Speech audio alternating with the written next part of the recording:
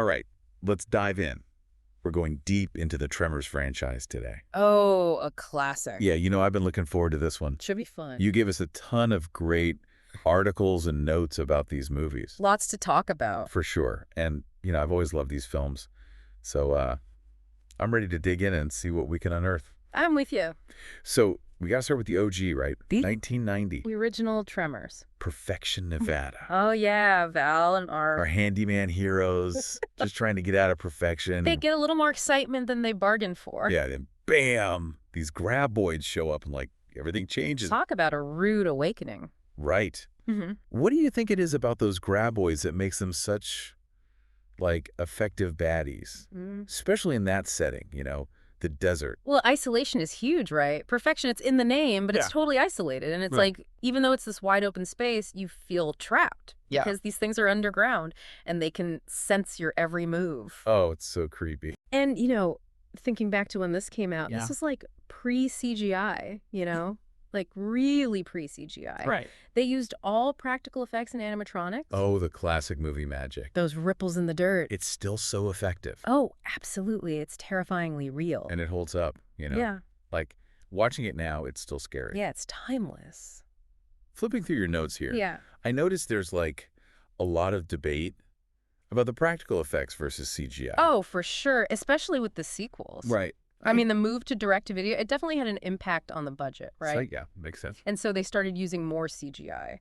It's interesting, though, because some people say that the practical effects just have this charm. Yeah, this charm and this, realism that's hard to beat. Yeah, there's a certain tangibility to it, Right. But CGI has its advantages, too.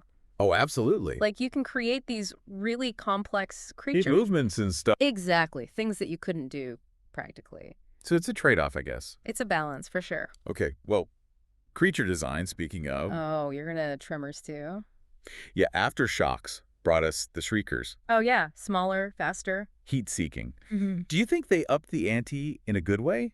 Or was it, too much of a departure from the graboid terror? I think they were a good addition, honestly. Yeah. They kept the franchise fresh, force the characters to change their tactics. Right, because it's Earl back for this one. Yeah, no Val this time. Trying to stay silent with these things, hunting by heat. Oh, man. Totally different kind of tension. And then Tremors 3 back to perfection. took it even further with the ass blasters. No, those names. I mean, come on.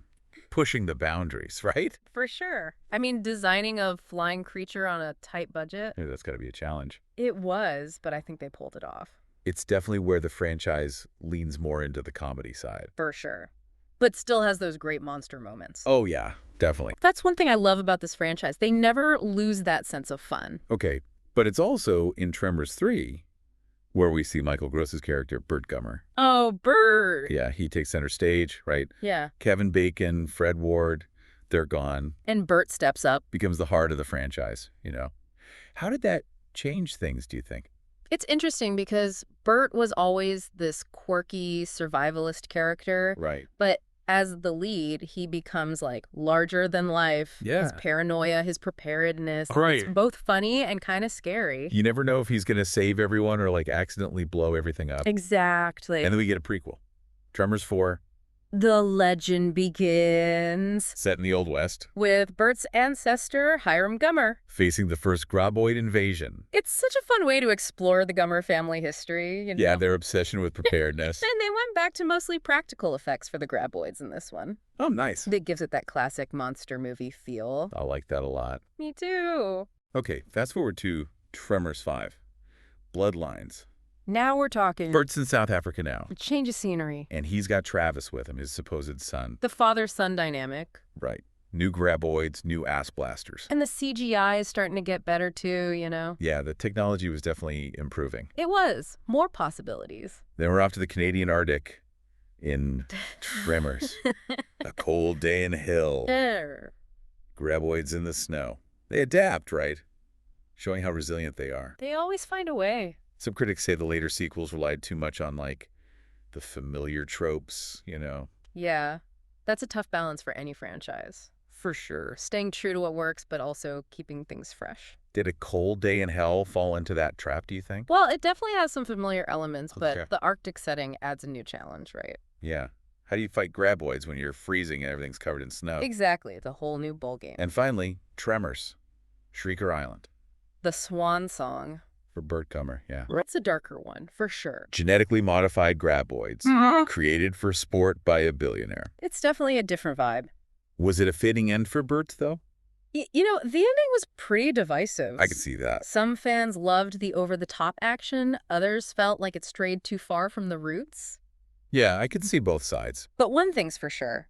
Burt Gummer's impact on this franchise is undeniable. Oh, absolutely. He's become synonymous with Tremors, you know? The preparedness, the quips, the whole deal. Exactly. He's an icon. A true icon, for sure. But there's still so much more to discuss. Oh, yeah, we've barely scratched the surface. Recurring themes, fan appeal, even that TV series. Oh, yeah, this short-lived but much-loved TV show. Maybe we should take a quick break. Yeah, catch your breath. And then come back and really dive into all of that. Sounds good to me. All right, let's do it. See you in a few. Looking forward to it. So, we've covered the movies, but, you know, what really makes this franchise tick? Right. You mentioned in your notes that you're interested in, like, the survivalist humor. Oh, yeah. Your thoughts on, like, how that plays out in the films? Well, it's definitely a hallmark, right? Yeah. And, I mean, Burt Gummer he's the embodiment of that. Oh, absolutely. Right. Always prepared no matter what. For any disaster, no matter how crazy. Even giant underground worms. Exactly. You actually mentioned before we started recording that you have a soft spot for Burt. Oh, I do. What is it about his character that you connect with? I don't know.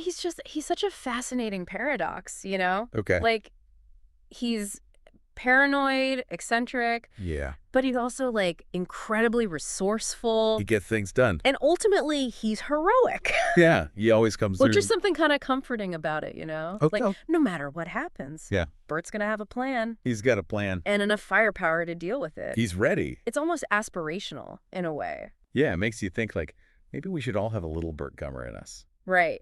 Like, ready for anything. Ready for those graboids. Exactly. Or, you know, just life in general. And it's not just Burt, though. Right. The whole franchise embraces this kind of, like... Laugh so you don't cry. Yeah, exactly. Like, that approach to survival. Right. The characters are always having to, like... MacGyver their way out of situations. Yeah, using whatever they can find to fight back. Did any of those solutions stand out to you? Like, particularly inventive ones? I mean, the one that always comes to mind is from the original. Yeah. When they use the bulldozer to launch a car at a graboid. Oh, that's a classic. It's so absurd. That it works. It does. And it's like, it highlights that... human ingenuity. Yeah. In the face of crazy odds. Right. Like, they're outmatched, but they never give up. They think outside the box. They work together. Yeah. And they find a way. You also mentioned the creatures themselves, you know? Oh. Like how they change from the graboids to the shriekers to the ass blasters. It's amazing how they kept them fresh, you know? Throughout all those sequels. Yeah, it's a testament to the filmmakers for sure. They didn't just, like, rehash the same monster over and over. Right. Each new creature brought a new challenge. Made the characters think differently. Exactly. And pushed the boundaries of the special effects, too. And let's be real, the names. Oh, yeah. Graboids, shriekers, ass blasters. They're perfect. They're so good. So descriptive. And memorable. You can't forget them. It's part of the fun. It adds to the whole experience, for sure. For sure. You know, I'm curious, in your notes you mentioned, like, why Tremors resonates so much with people? After all these years, Why do you think that is? That's a good question. What is it about these movies? I think it taps into some primal fears, you know? Fear of the unknown, fear of being hunted. That's lurking below. Exactly. But it also offers, like, a sense of empowerment, too. Because these are ordinary people, and they overcome these extraordinary challenges. And do it with humor. And resourcefulness, I like that. It's a winning combination, for sure. Speaking of, you know, different ways to tell the Tremors story. Yeah. There was the TV series. Oh, yeah. Short-lived, but... But it had its fans. Oh, yeah, people loved it. Dedicated following. Do you think there was, like, more potential there? In the TV format? Absolutely. I mean, they introduced new creatures, new characters. Oh, cool. It showed that there were more stories to tell in that world. More Tremors stories to be told. For sure. So I think we've hit on a lot here. Yeah, we've covered a lot. The films, the characters, the creatures, the humor. Why people love it. It's a rich tapestry. It is. It really is. What would you say are the key ingredients to making this franchise such a cult classic? I think it's the perfect blend of horror, comedy, and action. you know? Yeah, it's got it all. The characters are memorable. Oh, yeah. The creatures are imaginative. And those special effects. Even when they're cheesy, they're entertaining. It's true. It's just pure escapist entertainment. And it doesn't take itself too seriously. Even with giant man-eating creatures. Which is, I think, part of the charm. Exactly. It's fun. All right, so we're about ready to wrap up this deep dive. Okay. But before we do, is there like one final thought you want to leave our listener with? Let me think. Something that maybe wasn't explicitly in the sources, yeah, but connects to what we've been talking about. Okay, how about this? You know, we talked a lot about how the creatures evolve in Tremors. Right. But I think it's interesting to consider how the characters evolve, too. Oh, okay, yeah. Especially Burt Gummer. Right. He starts as this, quirky survivalist. Yeah. But he becomes so much more... Over the course of the movie. He becomes a leader, a mentor. Yeah. A symbol of resilience. I like that. So think about how his journey reflects our own potential for growth. Okay. Even when we face unexpected challenges. It's like, we can all learn from Burt in a way. Exactly. That's a really great point. I love that. Thanks. Yeah, Burt's journey really is something special. It is. He's a great example of how characters can grow. And how we, as viewers, can kind of grow with them. Exactly. It's not just about the monsters. It's about the people. And how they face those monsters. Literally and figuratively, yeah. That human element is what makes Tremors so much more than just a monster movie. Right. It's about resilience, ingenuity. And a little bit of humor. Always helps. In the face of the unknown. Looking back at all your notes, yeah, one thing that jumped out was the discussion about legacy. Oh, yeah, the franchise's impact. What do you think Tremors has given to pop culture? Like, what's its contribution? Well, for starters, it's giving us some truly iconic movie monsters. Yeah. I mean, the graboids. So unique. Their design, their hunting style, it's all so memorable. And they've become a staple of creature features. Absolutely. They're instantly recognizable. And let's not forget the quotable lines. Oh, Broke into the wrong goddamn rec room, didn't you? Classic Burt. How can you not love that? Is it possible? Those lines are part of our culture now, They are. They've become part of the lexicon. And the whole franchise, I think, has changed how we see survivalist culture. Oh, interesting. Like Burt Gummer, with all his preparedness. Yeah. He's become like both a parody and an inspiration for preppers. That's a good point, right? It's like he's the ultimate prepper, but also kind of a joke. He's a complex figure. He is, for sure. But that's part of what makes him so interesting. And Tremors walked this line between horror and humor so well. Yeah. It kind of paved the way for other films that did the same thing. Oh, what? Like Zombieland or Shaun of the Dead. Oh, yeah, for sure. Blending scares and laughs. Tremors showed that you can have both. You don't have to sacrifice one for the other. And it works. It does. It's a delicate balance. But Tremors nailed it. And that's what makes it so rewatchable, too. Yeah, you can enjoy it on different levels. Pure escapism. Appreciating the creature design, even as a commentary on human nature. There's something there for everyone. Exactly. And that's what makes it a truly enduring part of pop culture. It appeals to different generations. It's still entertaining. It's timeless. All right, so as we wrap up this deep dive, yeah, what's one last thought you want to leave our listener with? Okay, well, we've talked a lot about the creatures. Right. Their evolution, their impact. But I think it's important to remember that those creatures are also a reflection of us. Okay. Like, they're a mirror to our fears and anxiety. The things that scare us. The unknown, the things lurking in the shadows. Both literally and figuratively. Exactly. So I'd encourage our listener to think about that. Okay. What do the graboids, the shriekers, the ass blasters represent to them? What are their personal monsters? And how do they find the strength to overcome them? That's a really powerful thought. Thanks. It reminds us that Tremors is more than just a monster movie. It's about our own capacity for courage, for creativity. For finding humor in the darkness. Exactly.